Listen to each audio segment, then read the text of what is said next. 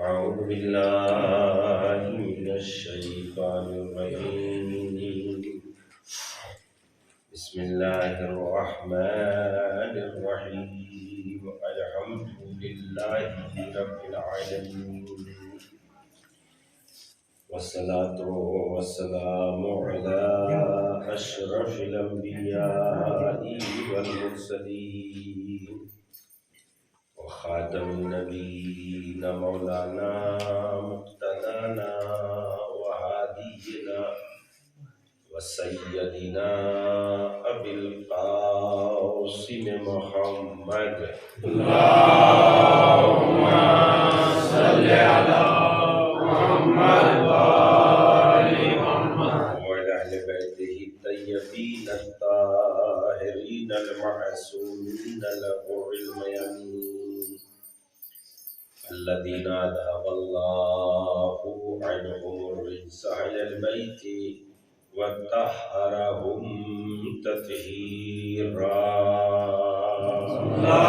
اللهم صل على محمد وآل محمد أما بعد فقد قال الله الحكيم في كتابه الكريم وهو أصدق الصادقين وقوله الحق بسم الله الرحمن الرحيم إن في خلق السماوات والأرض واختلاف الليل والنهار لآيات لأولي الألباب صلوات اللهم صل على محمد وآل محمد زمین و آسمان کی خلقت میں اللہ کی بہت ساری نشانیاں ہیں، دن اور رات کے آنے جانے میں بھی اللہ کی بہت ساری نشانیاں ہیں، مگر یہ نشانیاں ان لوگوں کے لیے ہیں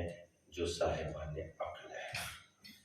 کل کی گفتگو کا بھی موضوع جبکہ ایام فاطمیہ سے متعلق جو مجلسوں کو منعقد کیا گیا ہے، لیکن ہم تھوڑا سا اپنی زندگی میں اور اپنی عقل کو تھوڑا سا استعمال کریں۔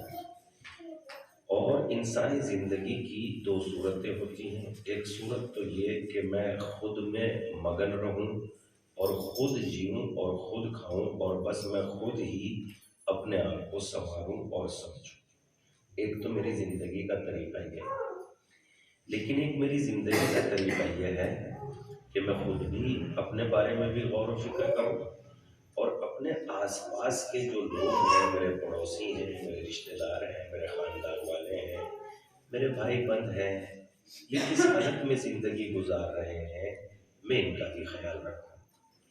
اگر میں پہلی زندگی کو اختیار کرتا ہوں تو یہ زندگی جانوروں والی زندگی ہے، جو فقط اپنا خیال تو رکھنا جانتے ہیں، دوسروں کا خیال بالکل نہیں رکھتے۔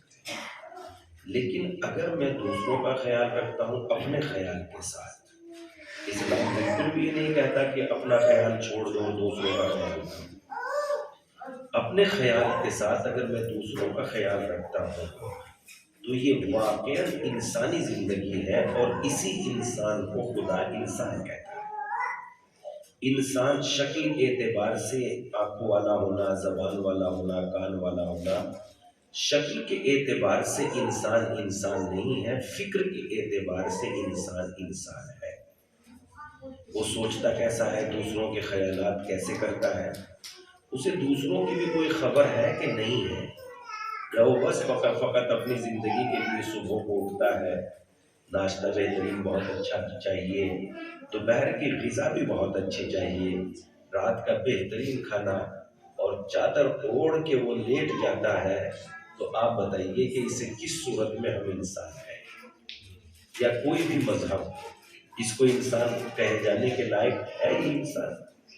انسانوں میں بھی شیعہ، انسانوں میں بھی اہل بیت کی فکر، اس لیے کہ جس کے پاس اہل بیت کی فکر ہے، اس فکر سے بڑی فکر، اس کے بڑھ سے بڑھ کے شعور کسی کا شعور نہیں، اس سے بڑی فکر کسی کے پاس نہیں ہے۔ چونکہ بڑے بڑے لوگوں سے متعلق ان کی فکر، یہ فکر کو بدل دیتے ہیں۔ مثلا جیسے امام محمد باقر علیہ السلام،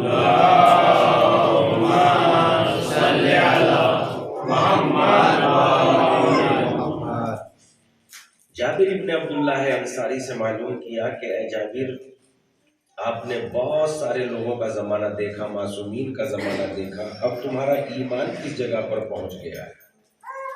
جناب جابر کہتے ہیں کہ مولا میرا ایمان اس منزل پر پہنچ گیا ہے کہ میں بیماری کو صحت پر ترجیح دیتا ہوں اور مالداری کو غربت پہ ترجیح دیتا ہوں، میرا ایمان اس منزل پر پہنچ گیا ہے۔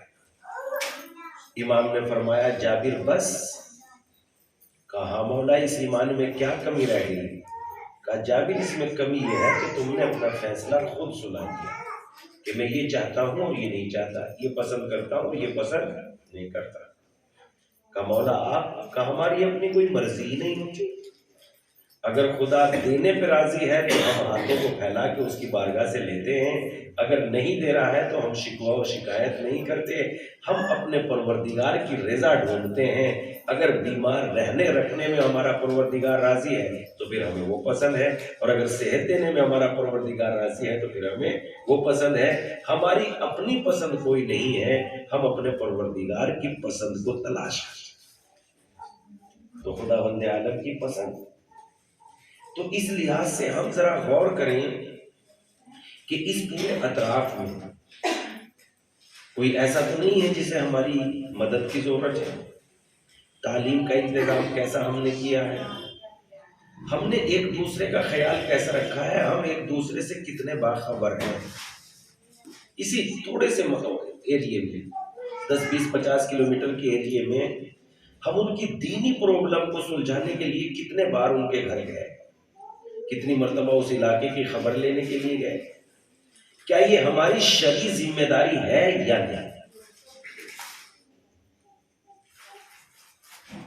ہماری شرعی ذمہ داری ہم سب کی، نہ مخصوص عالم نہ مخصوص عام انسان، ہم سب کی یہ ذمہ داری ہے کہ ہم ایک دوسرے کی خبر رکھیں۔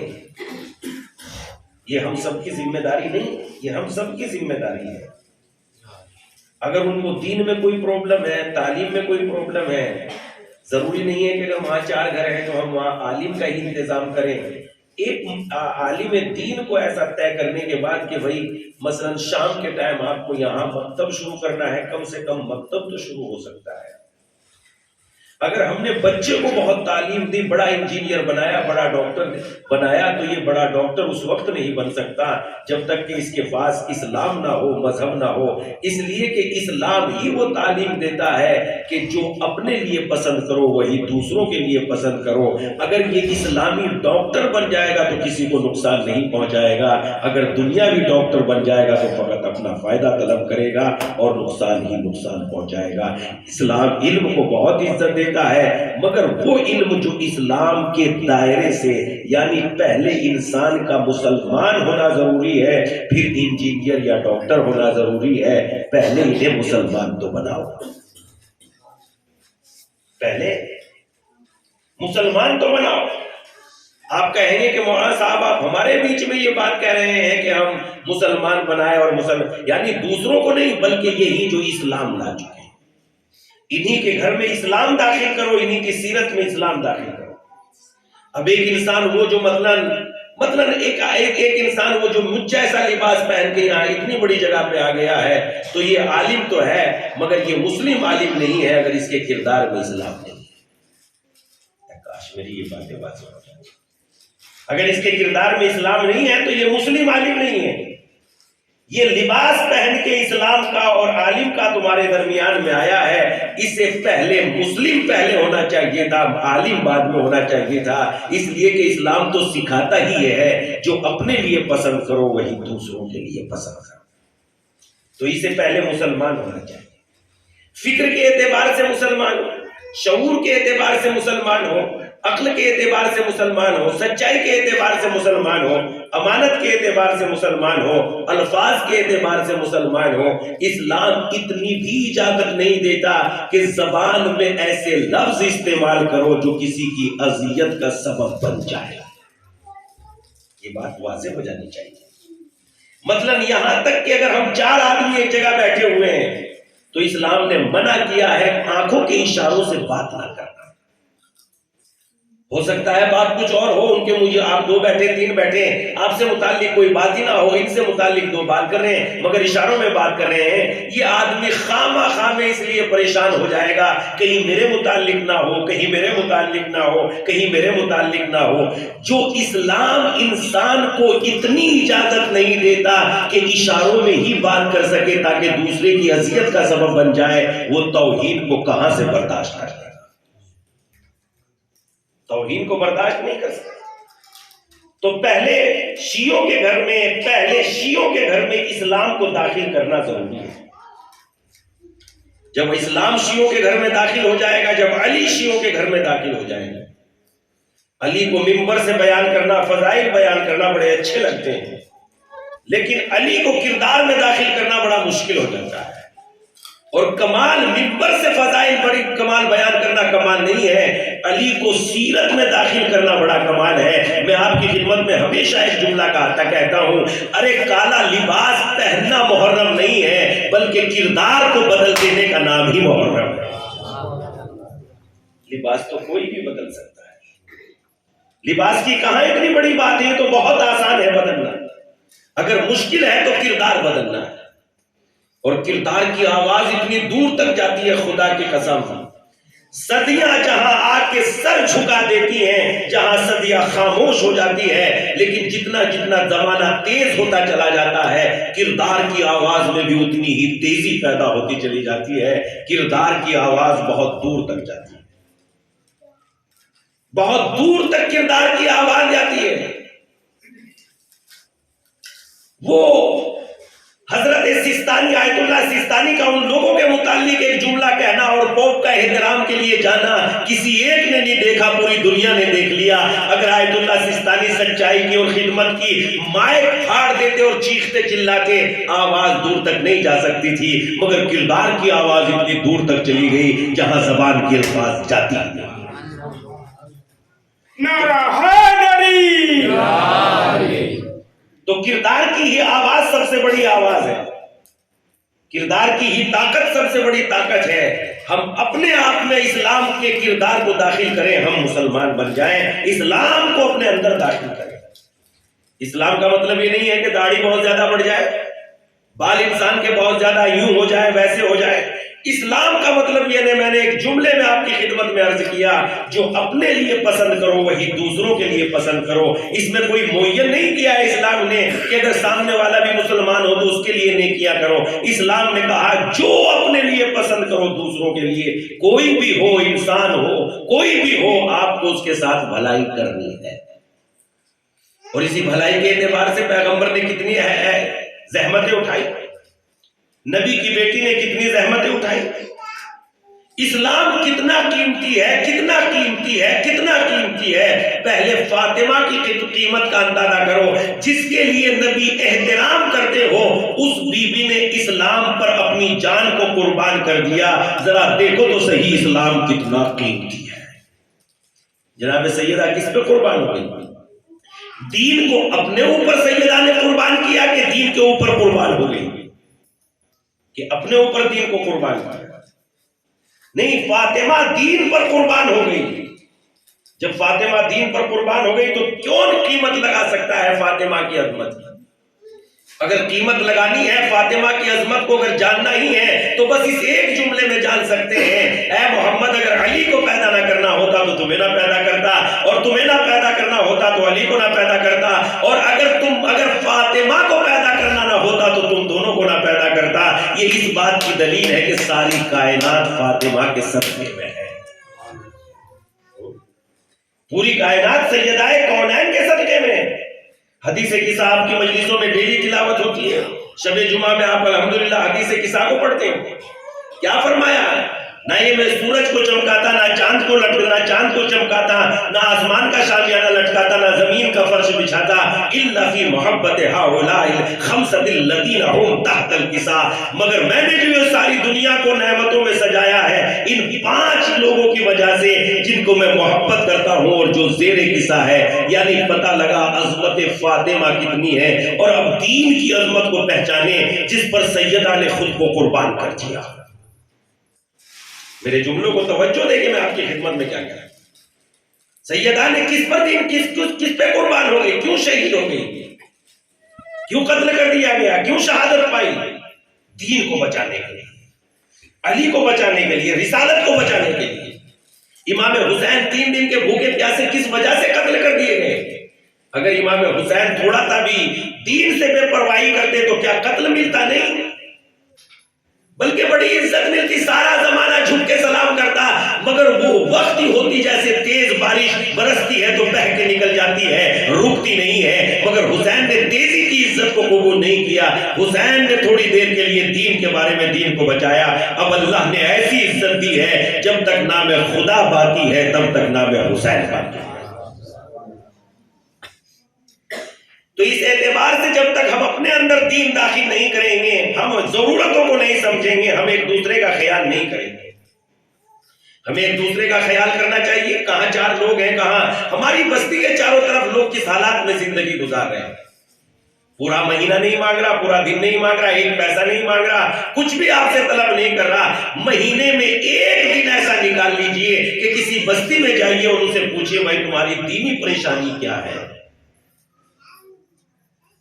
ایسا ہونا چاہیے کہ نہیں ہونا چاہیے؟ ایک دوسرے سے ملاقات کرنے میں خدا نے بہت ثواب رکھا ہے. یہاں تک کہ جب انسان ملاقات کے لیے اپنے گھر سے نکلتا ہے تو ایک فرشتے کو خدا اس پر نازل کرتا ہے جو یہ پوچھتا ہے یہ انسان، اے بھائی تو اپنے گھر سے کیوں نکلا ہے؟ تو یہ جواب دیتا ہے تاکہ اپنے مومن بھائی کی خبر لوں، اپنے رشتہ داروں کی خبر لے لوں. تو یہ پوچھتا ہے تیرا اور کوئی مقصد تو نہیں ہے؟ تو یہ فرشتے کو جواب دیتا ہے میرا اور کوئی مقصد نہیں ہے، میں تو فقط اپنے بھائی کی رشتہ داروں کی خبر لینے کے لیے جا رہا ہوں کہ وہ کس حال میں زندگی گزار رہے ہیں. فرشتہ اسے جواب دیتا ہے تجھے مبارک ہو، تو اس نیت سے نکلا ہے کہ اپنے رشتہ داروں کی خبر حاصل کرے تو خدا نے تجھے سلام بھیجا ہے. اللہ تیری بارگاہ میں سلام عرض کرتا ہے. یہ انسان کتنا بڑا ہو گیا جسے خدا بھی سلام کر رہا ہے. اور کہ میں نے کیا کیا؟ اپنے بھائی کی خبر لی، اپنے رشتہ داروں کی خبر لی. اللہ کا میں کون سی ایسی نیکی کرتا ہوں جس سے خدا کو فائدہ پہنچتا ہو؟ ایک بتا دیجیے. میں کون سی ایسی نیکی کرتا ہوں جس سے خدا کو فائدہ پہنچتا ہو؟ کوئی ایک نیکی میں ایسی نہیں کرتا جس سے خدا کو فائدہ پہنچتا ہو. نیکیوں کا فائدہ اس انسان کو پہنچتا ہے جو نیکی کرتا ہے، خدا کو نہیں پہنچتا. میں سجدہ کرتا ہوں، خدا کو فائدہ پہنچتا ہے. میں دوسروں کے لیے اچھی سوچ رکھتا ہوں، خدا کو ایک نیکی بتا دیجیے آپ کہ اس کا فائدہ خدا کو ہے. ایک نیکی کہیں سے بھی کوئی ڈھونڈ، کہیں سے آپ کو نہیں مل سکتا کہ اس کا فائدہ خدا کو ہے. تو جتنی بھی میں نیکی کرتا ہوں میرے ہی اپنے فائدے میں ہے، کسی اور کے فائدے میں نہیں. چاہے آپ دیکھ لیجئے، تلاش کرتے، نماز میرے اپنے لیے ہے، روزہ میرے اپنے لیے ہے، زکوٰۃ میرے اپنے لیے ہے، حج میرے اپنے لیے ہے، خمس میرے اپنے لیے ہے، محبت کا اظہار میرے اپنے لیے ہے، سب کچھ میرے اپنے لیے ہے. اس کا سب کا فائدہ مجھے ہی پہنچتا ہے. کتنا عظیم قانون ہے. دنیا کے جتنے بھی قانون ڈھونڈ کے نکالیے ان کا فائدہ ان کے ذمہ داروں کو پہنچتا ہے. مثلا اسلام وہ قانون ہے جس کا فائدہ خود عمل کرنے والے کو پہنچتا ہے. جو بھی عمل کرتا ہے قانون اسلام پر اسی کو اس کا فائدہ پہنچتا ہے. اس کے علاوہ کچھ جو بھی دیکھ لیجیے آپ. میں اپنے ہی بھائیوں کی خدمت کر رہا ہوں، خدا نے میرے لیے رحمت کا انتظام کر دیا. مدد کس کی کر رہا ہوں؟ اپنے بھائی کی. خدا نے کیا کہا؟ ہم نے تیرے لیے جنت میں گھر بنا دیا. اللہ مدد کس کی کر رہا ہوں؟ اپنے بھائی کی، اپنے سگے بھائی کی. میں اگر اپنے بھائی کے بچوں کی مدد کر رہا ہوں، اپنے سگے بھائی کی مدد کر رہا ہوں، تو اس کا اجر بھی پروردگار عالم کی بارگاہ میں بہت ہے. تو مدد کس کی؟ اپنے بھائی کی. خدا نے کیا کہا؟ جنت میں گھر دے دیا تیرے لیے، جنت میں محل بنا دیا، حور و غلمان تیری خدمت کے لیے لگا دیے. اور مدد کس کی کر رہا ہوں؟ محبت کس کی کر رہا ہوں؟ جو میری فطرت نہیں تھی خدا نے اس کو میرے لیے اجر و ثواب کا ذریعہ بنا دیا۔ ذرا غور تو کرو مجھے کتنا بڑا قانون اور قدرت نے کتنی مہربانی کی ہے، اور کتنا عظیم مہربان ہے وہ پروردگار۔ ایک عالم دین کہتے ہیں اگر نماز ایک وقت کی چھٹ جاتی، اگر پروردگار عالم مثلا انسان کے اوپر زیادتی کرنے والا ہوتا اور کرم نہ کرتا تو کہتا یہ چھٹی ہی کیوں ہے، زیادہ وقت پہ پڑھنی چاہیے تھی، اب اس کا جرمانہ اتنا ادا کرو، اتنا جرمانہ ادا کرو۔ مگر قدرت نے اس 2 رکعت نماز کو جو قضا کی صورت میں قضا ہوئی تھی اسے جرمانے کے طور پر 20 رکعت نہیں بنا دیا، قدرت نے 2 رکعت کے بدلے میں 2 ہی قضا رکھی ہے۔ کتنا بڑا مہربان ہے وہ پروردگار جو تمہارے لیے اپنا قانون بدل لیتا ہے، اسے ہم اپنا رب کہتے ہیں، جو تمہارے لیے اپنا قانون بدل لیتا ہے۔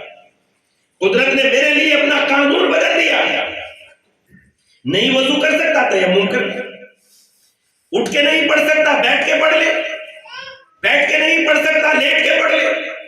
اگر کوئی اور ہوتا تو کہتا تیرے پیر میں درد ہو رہا ہے، اس سے مجھے کوئی مطلب نہیں ہے، میں نے جو حکم دے دیا ہے اس پر عمل کرنا ضروری ہے۔ مگر قدرت کتنی عظیم ہے جو اپنے قانون کو بدل لیتا ہے میری مہربانیوں کے لیے۔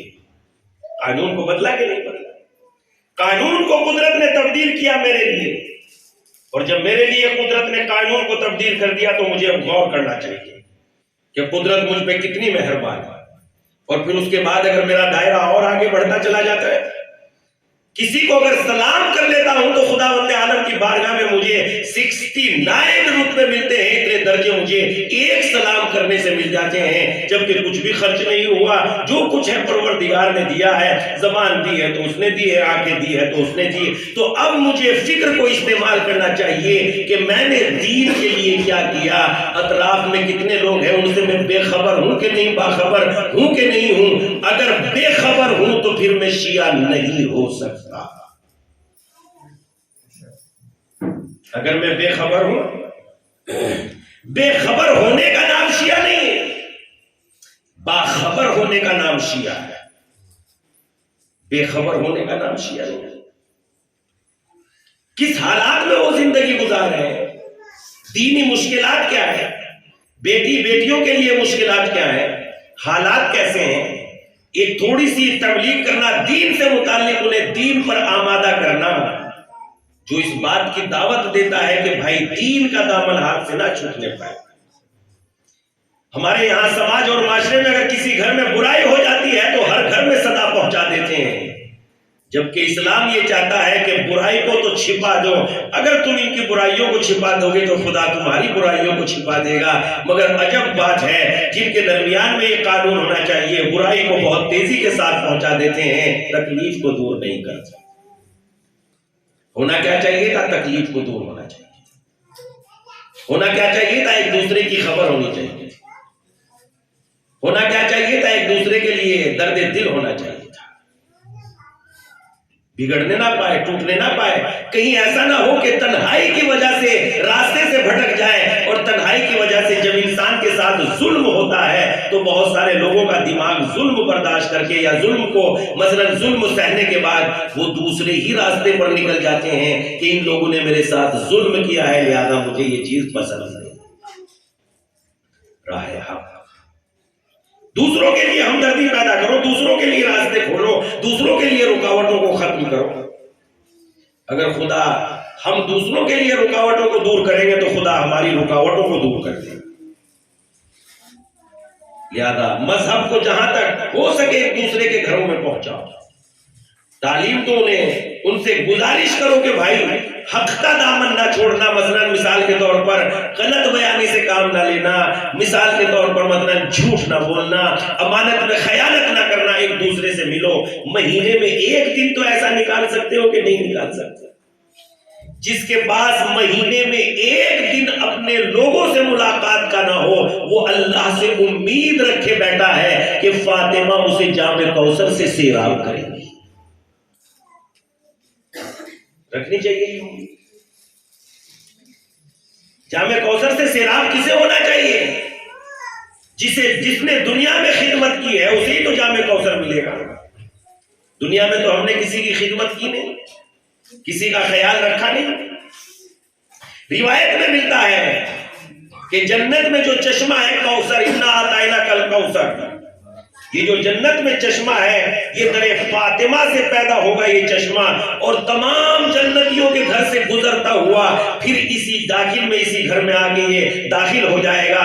پوچھا گیا، روایت میں آیا ہے کہ آخر اس گھر سے کیوں یہ پیدا ہوگا؟ اس لیے اب روایت میں فرمایا اس لیے کہ جو بھی علم و کمال پیدا ہوا ہے اس دنیا میں، جہاں جہاں تک نور پہنچ رہا ہے وہ اسی گھر سے نور پہنچا ہے اور اسی گھر پہ آ کے تمام ہو جاتا ہے. یعنی ہر کمال اس گھر سے ہے. جب دنیا میں ہر نور ان کے گھر سے پیدا ہوا ہے اور ہر گھر تک پہنچا ہے. مثلا ہم تک یہ کمال کیسے پہنچا کہ ہم علی کو جانتے ہیں، فاطمہ کو جانتے ہیں، حسن و حسین کو جانتے ہیں. کسی نے تو بتایا ہی ہوگا کہ نہیں بتایا ہوگا. ہم خود تو اتنے ہوشیار نہیں تھے کہ اس مذہب کو ڈھونڈ کے لے آتے، ان اہل بیت کو پہچان لیتے. سوچو اگر کوئی ہمارے ساتھ یہ کرم نہ کرتا تو ہم کتنے اندھیرے میں رہ جاتے. تو جب کوئی ہمیں اندھیرے سے نکال کے لانے والا ہے، اب کسی ایک کو ہم بھی تو اندھیرے سے نکال کے لے آئے تاکہ اس کے لیے بھی نور کا سبب بن جائے. ایک صلوات پڑھ دیں محمد و آل محمد.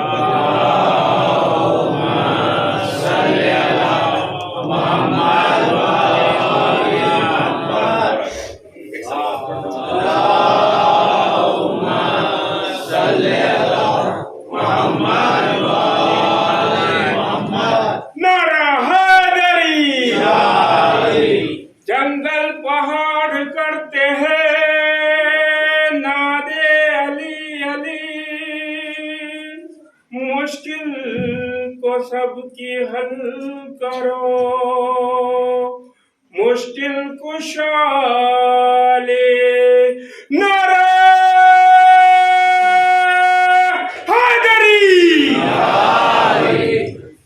تو اس اعتبار سے ہمیں توجہ کرنی چاہیے کہ ہم ایک دوسرے کا خیال کتنا کر رہے ہیں، کتنا دین کے لیے ایک دوسرے کے لیے بھاگ دوڑ کر رہے ہیں، ایک دن دین کے لیے نکالتے ہیں یا نہیں نکالتے. جو لوگ آپ کی طرف اہل بیت کا کردار پڑھ کے آ جاتے ہیں انہیں کہیں کوئی پرابلم کوئی دشواری تو نہیں ہوتی. یہ ہونا چاہیے. اگر نہیں ہم کر رہے ہیں تو ابھی دین سے بہت دور، فکر سے بہت دور. ذرا سی فکر اگر ہم بدل دیتے ہیں، کسی کی بھی فکر بدل دیتے ہیں، یہ جو شعور ہے نا اگر یہ ذرا سا بدل جائے تو یہ اتنے کمال کی دولت ہے کہ اس سے بڑی نعمت کوئی نہیں ہے. جناب ماسب ابن عمیر، توجہ سے رکھیے گا، سنیے گا. جناب ماسب ابن عمیر یہ رسول اللہ کے وہ سب سے پہلے صحابی ہیں جو مکے میں ہوئے.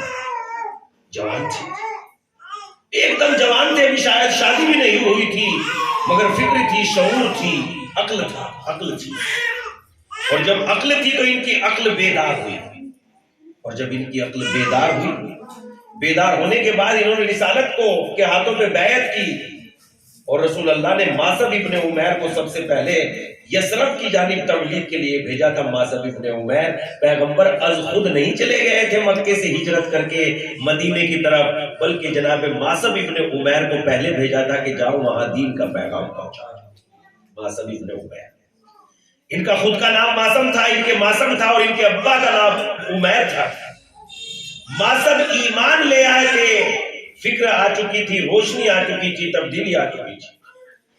عمیر ابھی ایمان نہیں لائے تھے. جب ایمان نہیں لائے تھے، ماسب یہ چاہتے تھے کہ جناب عمیر کی فکر بدلے، یعنی ان کے بابا کی فکر بدل جائے. اور فکر کو بدلنے کے لیے انہوں نے ایک کام کیا. یہ ماسب جو ہے، عمیر جو ہے، یہ ایک بہت ہی مجسمہ پرست انسان تھا. ایک بڑا تھا مجسمہ اس کے گھر میں تھا، بے پناہ چوڑا مثلا چہرہ تھا، ہاتھ پیر بہت مضبوط تھے. روز صبح اٹھنے کے بعد بہت بے پناہ اس کی آؤ بھگت کرتا تھا، احترام کرتا تھا. اور جب احترام کرتا تھا، ماسب یہ چاہتے تھے کہ ابا کی فکر بدل جائے، شعور بدل جائے. توجہ رکھیے گا، جب فکر بدلتی ہے تو انسان کتنے کام کا ہو جاتا ہے اور کیا سے کیا بن جاتا ہے. جناب ماسب نے اپنے دوستوں سے کہا اگر تم رات میں میرا ساتھ دو تو میں ایک بڑا کام انجام دے سکتا ہوں. دوستوں نے کہا ٹھیک ہے. رات میں جب بالکل ٹائم آ چکا، سو رہے تھے سب، تو اس نے اس مجسمے، انہوں نے چند ساتھیوں نے مجسمے کو اٹھایا اور ایسی جگہ پر ڈال دیا جہاں شہر کا کوڑا کرکٹ گرا کرتا تھا. اب یہ اٹھا بے پناہ اٹھنے کے بعد یہ پریشان ہوا، کہاں چلا گیا میرا خدا، میرا رب کہاں چلا گیا، میرا پالنہار کہاں چلا گیا، میرا خدا کہاں چلا گیا، میری عزت کہاں چلی گئی۔ اب یہ ڈھونڈتا ہوا نکلا، پتا چلا کہ کوڑا کرکٹ کی جگہ پر اوندھے منہ پڑا ہوا۔ اب اوندھے منہ رہنے کے بعد اس نے اٹھایا، بڑی معذرت کی، آنکھوں کو تیل سے صاف کیا، چہرے پہ تیل لگایا، بالوں میں کنگھی کی، بے پناہ معذرت کر کے جو ہے ہاتھوں کو جوڑ کے بہت دیر تک کھڑا رہا۔ میرے رب مجھے معاف کر دیجیے گا، میں سو رہا تھا، مجھے معاف کر دیجیے گا۔ اس کے بعد جو ہے دوسرے دن پھر ایسے ہی کیا، اب دوسرے دن اس سے بھی غلط جگہ پر جو ہے ڈال کے آئے۔ اب اس نے تیسری مرتبہ اس نے اپنے دماغ تھوڑا سا بدلا اور اس نے گلے میں تلوار لٹکاتے ہوئے کہا، دیکھیے اب میں تمہاری روز حفاظت نہیں کر سکتا، جو میں نے تلوار تمہارے گلے میں لٹکا دی ہے، اب اس سے اپنی حفاظت خود کرنا۔ تیسرے دن بھی ایسا ہی ہوا، کوڑا کرکٹ کی جگہ پر ڈال دیا۔ اب اس کی فکر بدلی اور خود سے کہنے لگا، ارے جو خود اپنی حفاظت نہیں کر سکتا وہ تیری حفاظت کیا کر سکتا ہے، جو خود اپنا مددگار نہیں ہے تیرا مددگار کہاں سے ہو سکتا ہے، جو خود اپنا مددگار نہیں ہے تیرا مددگار کہاں سے ہو سکتا ہے۔ فکر بدلی اور فکر جب آسمان پہ پہنچی تو ایمان لے آیا، اور ایمان لے آیا تو جنگ احد میں پہنچا، اور گھر سے نکلتے ہوئے یہ دعا کرنے لگا، پروردگارا جب تک نہ واپس آؤں جب تک کہ تو مجھے شہید یعنی شہادت کے رتبے پر نہ عطا کر دے، اور مالک میں میدان سے واپس نہ آؤں بلکہ میدان میں ہی میری قبر بنے، میدان سے میں واپس آنا نہیں چاہتا، مجھے رتبہ شہادت عطا فرما دے۔ یہ وہی شخص ہے جس کے کئی بچے قربان ہو گئے، اور یہاں تک کہ ان کی زوجہ آئی ماسب جناب عمیر کی میت کو اٹھاتی ہے اور اونٹ پہ رکھتی ہے، اونٹ پہ رکھنے کے بعد جب لے جانے کے لیے مدینے کی طرف لے جاتی ہے تو اونٹ کو کھینچتی ہے مگر چلتا نہیں ہے، اور جیسے ہی بہار کو چھوڑ دیتی ہے ویسے ہی جو ہے اونٹ میدان احد کی طرف بھاگتا ہے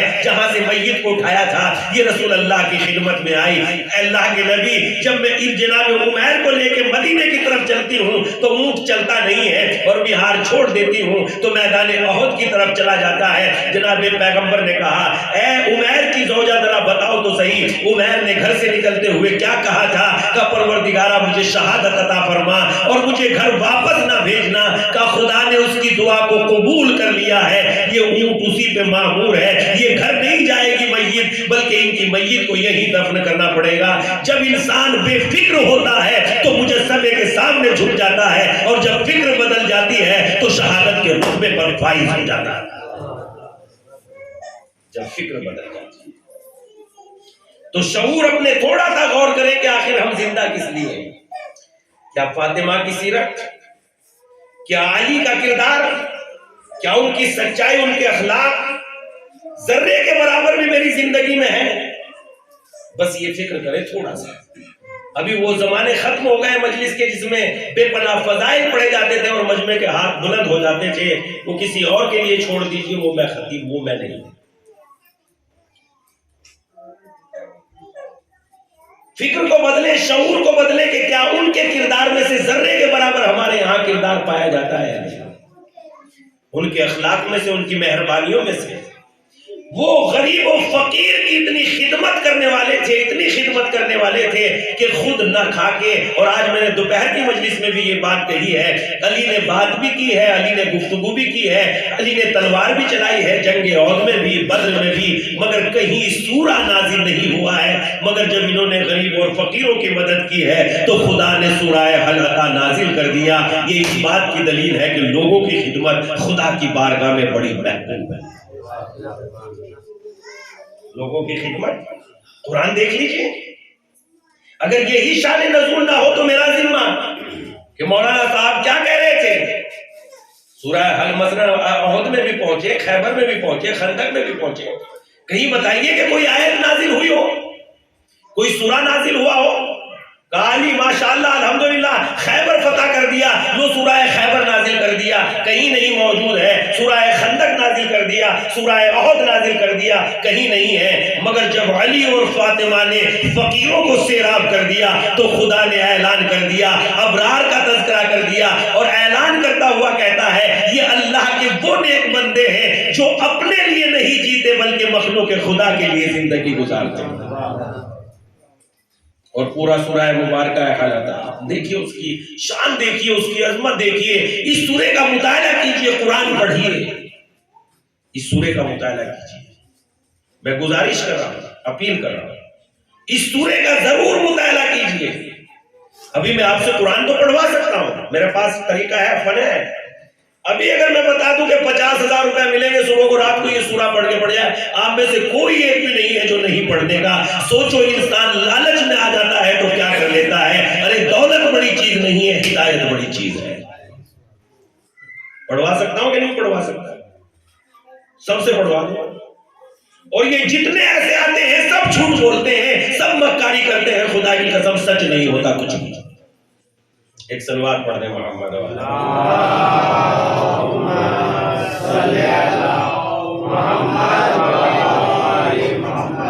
تو میں سب سے پڑھوا سکتا ہوں، مگر نہیں، ہدایت بڑی چیز ہے، اللہ کے لیے پڑھیے، اپنے سمجھنے کے لیے پڑھیے، اپنے سوچنے کے لیے پڑھیے۔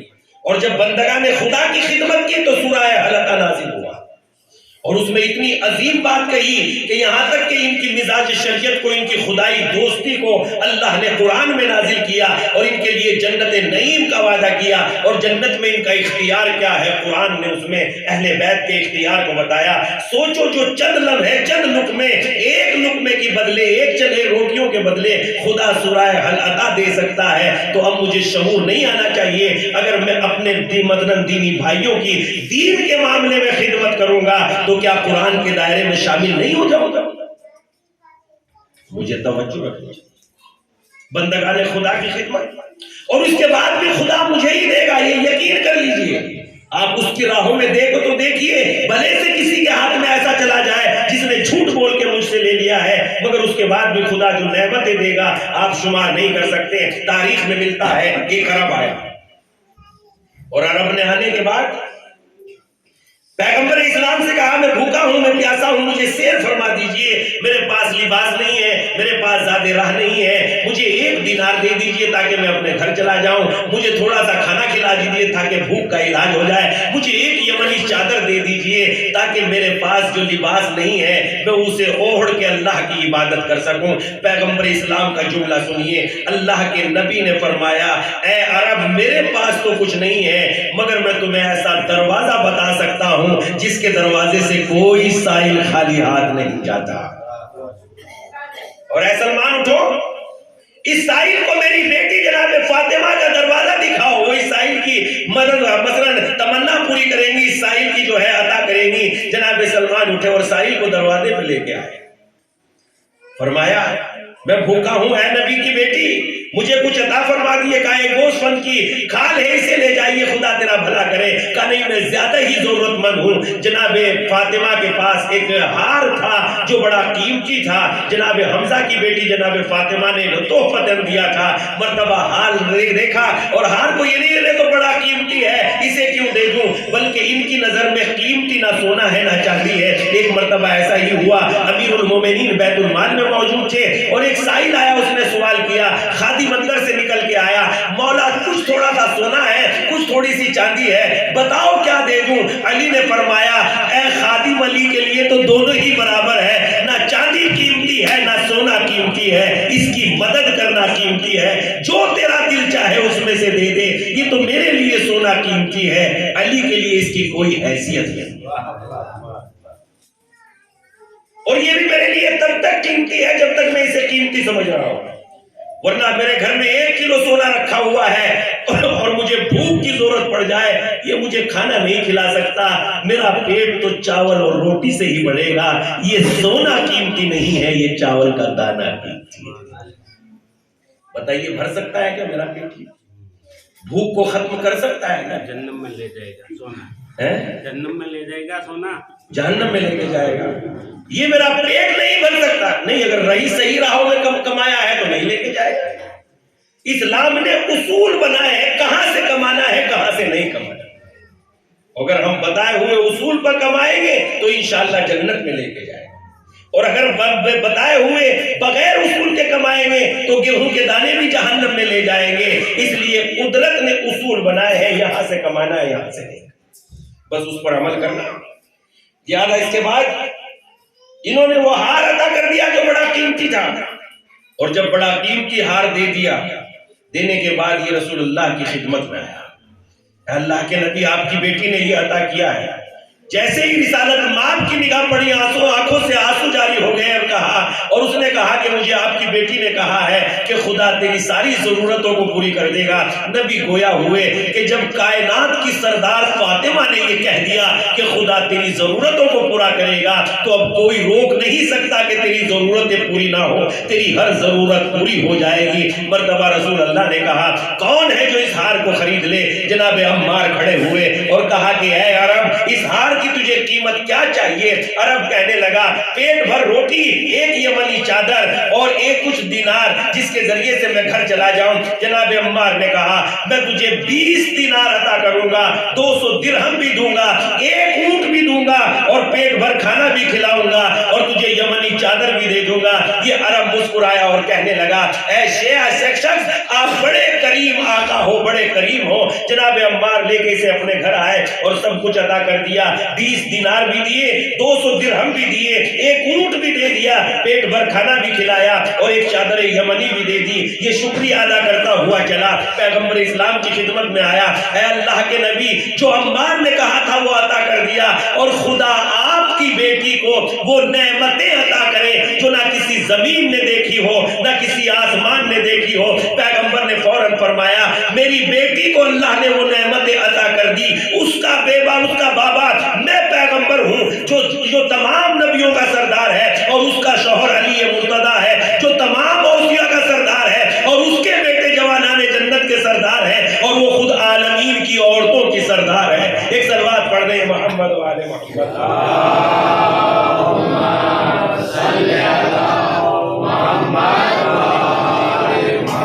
اور وہ خود عالمین کی عورتوں کی سردار ہے، تو اس اعتبار سے ذرا غور کریں۔ پھر اس کے بعد تھوڑی دیر گزری، جناب عمار نے اس ہار کو مشک میں بھگویا، سفید کپڑے میں لپیٹا اور اپنے غلام سہم سے کہا کہ لے کے جاؤ، پیغمبر اسلام کو عطا کر دو، میری طرف سے تحفتن ہے، ہدیتن ہے۔ وہ چلے اور چلنے کے بعد دے دی، اور دینے کے بعد کہا کہ یہ جناب عمار نے بھیجا ہے اور یہ غلام بھی آپ سے متعلق ہے۔ کہا فاطمہ کی خدمت میں لے جاؤ، یہ مجھ سے کوئی مطلب نہیں، یہ غلام بھی انہی سے متعلق رکھتا ہے۔ بس جناب اس غلام نے کہا وہ ہار دے دیا، اور جناب فاطمہ نے کہا جاؤ تم اللہ کی راہ میں آزاد ہو۔ ایک مرتبہ یہ غلام مسکرانے لگا، جناب فاطمہ نے پوچھا کیوں مسکرا رہے ہو؟ کہا اس ہار کی برکت دیکھ رہا ہوں، ایک بھوکے کو کھانا کھلا دیا، ننگے کو لباس عطا کر دیا، ایک اونٹ بھی دے دیا اور ایک غلام کو آزادی دے دی۔ کہنے کا مطلب یہ ہے کہ ہمیں اس سے سبق ملتا ہے، اگر ہم اللہ کے بندوں کی خدمت کریں گے تو خدا ہمیں تنہا نہیں چھوڑنے کا۔ ایک صلوات پڑھ دیں محمد و آل محمد۔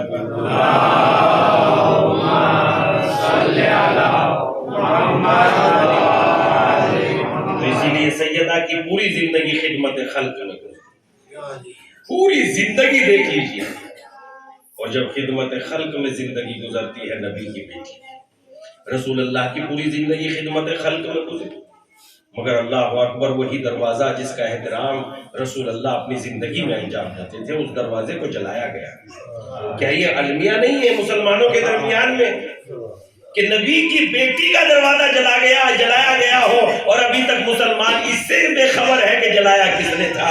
کیا المیہ نہیں ہے؟ خدا کی قسم ابھی تک بے خبر ہے کہ یہ دروازہ جلایا کس نے تھا۔ زمانے کو بتایا جائے کہ یہ دروازہ کس نے جلایا۔ اس نبی کی بیٹی کا احترام جس کے کائنات کی ہر چیز جس پر احترام واجب ہے، نبی ہی احترام نہیں کرتے تھے بلکہ کائنات کی ہر شے نبی کی بیٹی کا احترام کرتی تھی۔ اور اتنا عظیم جملہ کسی عالم دین نے مصائب کے لیے کہا، ارے جو مصائب کربلا میں حسین پر نہیں پڑے وہ مدینے میں علی و فاطمہ پہ پڑ گئے۔ جب میں نے یہ جملہ سنا ابھی تک میری سمجھ میں نہیں آ رہا تھا کہ یہ کیا چاہ رہے ہیں۔ کربلا میں تو اتنے عظیم مصائب پڑے ہیں کہ بیان کرنے سے باہر ہے۔ خدا کی قسم آج ابا کی انتقال ہوئے مثلاً 20 سال ہو گئے، اگر کوئی قبر کی بے حرمتی کر دیتا ہے تو بدن میں طاقت ختم ہو جاتی ہے، جذبات میں چاہتے ہیں فنا کر دیں، مٹ جائیں یا مٹا دیں، لیکن ذرا غور کریں کربلا تو اس عظیم مصیبت کا نام ہے۔ ارے پسر سعد نے کہا شاید علی اصغر کو حسین نے قبر میں دفن کر دیا ہے، لامے نیزے لے لو اور قبر میں مارتے چلے گئے۔ ایک جگہ وہ بھی آئی جہاں علی اصغر کی میت نیزے سے لپٹ کر اور مادر خیمہ سے دیکھ رہی ہے۔ رب آپ نے کیسے برداشت کیا ہوگا؟ مجھے مصیبت کی جگہ ہے. مجھے سمجھ میں نہیں آ رہا تھا کہ یہ اگلے کیا کہنا چاہ رہے ہیں، مگر جب انہوں نے اگلا جملہ کہا میں بھی بہت دیر تک تڑپتا رہا. اگلا جملہ کہتے ہیں جو مصائب کربلا میں حسین پر نہیں پڑے وہ مدینے میں علی و فاطمہ پہ پڑ گئے. اگلا جملہ کیا تھا؟ کہا غور سے سنو، جب تک حسین زندہ رہے زینب پہ ردا نہیں ہوئی، جب تک حسین زندہ رہے جناب ام کلثوم کی چادر نہیں چھینی، جب تک حسین زندہ رہے سکینہ کو تماچے نہیں لگے، جب تک حسین زندہ رہے ارے خیمہ نہیں جلایا گیا، مگر علی زندہ تھے. فاطمہ کا دروازہ جلا دیا گیا، ارے ظالم نے پہلو توڑ دیا. علی کی زندگی میں فاطمہ کو زخمی بنا دیا. ارے کتنا ظلم کیا ہے ظالموں نے، درے فاطمہ جلا دیا ہے، نبی کی بیٹی کو شہید کر دیا، قتل کر دیا.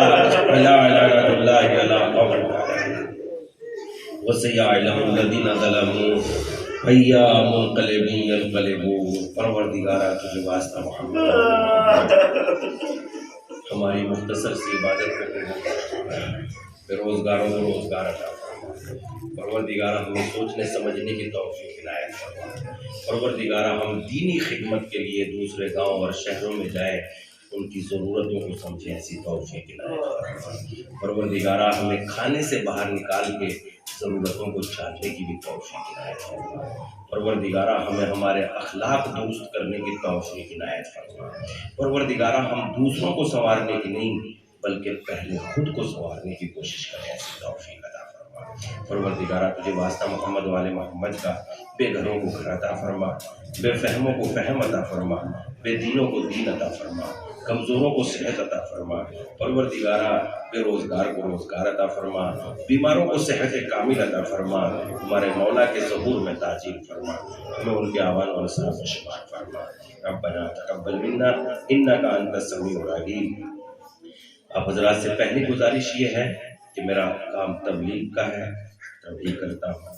یقینی صورت میں کہیں نہ کہیں کچھ نہ کچھ ایسی بات ہوتی ہے جو کسی نہ کسی پر یقیناً اتر جاتی ہے. میں آپ حضرات کو جانتا تک نہیں، خدا کی قسم شاید آپ کی اور میری پہلی ملاقات ہے، تو اس اعتبار سے میں کسی کے کردار کی تو بات میری ہو ہی نہیں سکتی، اس لیے جب جانتا ہی نہیں تو کہوں گا کیا. تو اس لیے میں نے کسی کا دل دکھانے کے لیے کوئی نہیں بات کہی، اللہ کے لیے کہا، جو کچھ کہا ہے اللہ کے لیے کہا ہے. نعرہ حیدری یار صحیح کیا جو کیا.